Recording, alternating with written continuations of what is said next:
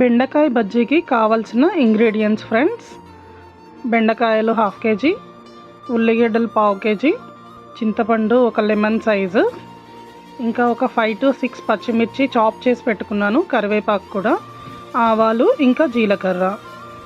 తర్వాత స్టవ్ వెలిగించి బౌల్ పెట్టేసి ఆయిల్ వేసుకున్నాను ఫ్రెండ్స్.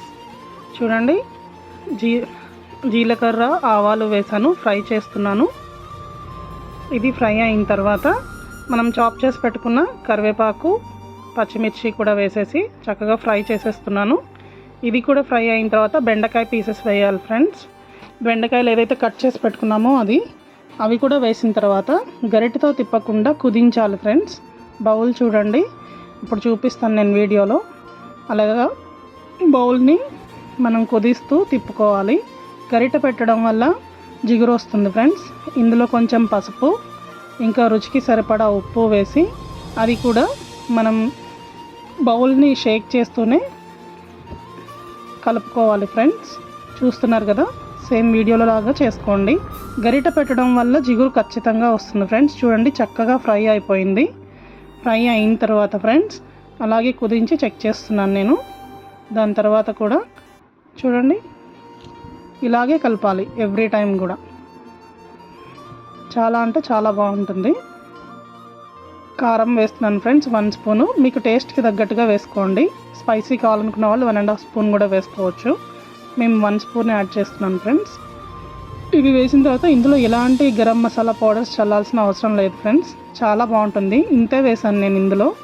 ఇది కూడా కొంచెం వేగిన తర్వాత మనం రెడీ చేసి పెట్టుకున్న చింతపండు పులుసు ఏదైతే ఉందో అది వేసుకోవాలి. చూడండి, చక్కగా వేగుతుంది. దీని మీద మూత పెట్టేసుకుంటున్నాను. చూసారు కదా, చక్కగా ఫ్రై అవుతుంది. చింతపండు పులుసు పిసికి అందులో ఉన్న పిప్పి అనేది తీసేస్తున్నాను. ఎందుకంటే ఆ పిప్పి ఉంటే మనకు తినేటప్పుడు అంత బాగుండదు ఫ్రెండ్స్. చింతపండు పులుసు కూడా చక్కగా రెడీ చేసుకున్న తర్వాత అందులో కొన్ని వాటర్ కలిపి దాన్ని కొంచెం పల్చగా చేసుకోవాలి. చూసారు కదా, ఇలా అన్నమాట. ఇలా చేసుకున్న తర్వాత మళ్ళీ ఒకసారి బెండకాయలు కలుపుకున్న దాన్ని గరిటె తీసుకొని ఇలా మ్యాష్ చేసుకోవాలి ఫ్రెండ్స్. మ్యాష్ చేసుకోవడం అంటే ఎవ్రీ బెండకాయ పీస్ 4 పీసెస్ అయిపోతుంది. అలా మ్యాష్ చేసుకున్నాక మనం రెడీగా పెట్టుకున్న చింతపండు పులుసు వేసుకొని అది కొంచెం బాయిల్డ్ అయ్యే వరకు ఖచ్చితంగా మనం సిమ్లో పెట్టి ఉంచుకోవాలి. అలా అయితేనే టేస్ట్ అనేది చాలా అంటే చాలా బాగుంటుంది ఫ్రెండ్స్.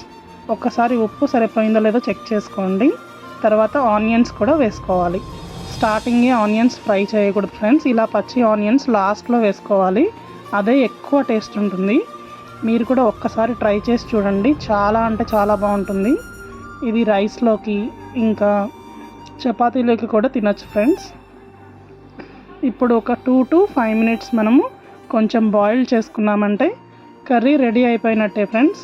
Almost ready. నేను తినడానికి కూడా రెడీ అయిపోయాను ఫ్రెండ్స్. చూడండి, కావాలంటే రైస్లోకి సర్వ్ చేసుకొని తింటున్నాను నేను. చాలా అంటే చాలా బాగుంటుంది. టేస్ట్ చేసిన తర్వాత ఎలా ఉందో చెప్తాను.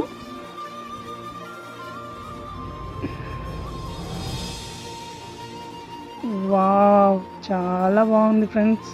సూపర్గా ఉంది ఫ్రెండ్స్. మీరు కూడా ట్రై చేయండి.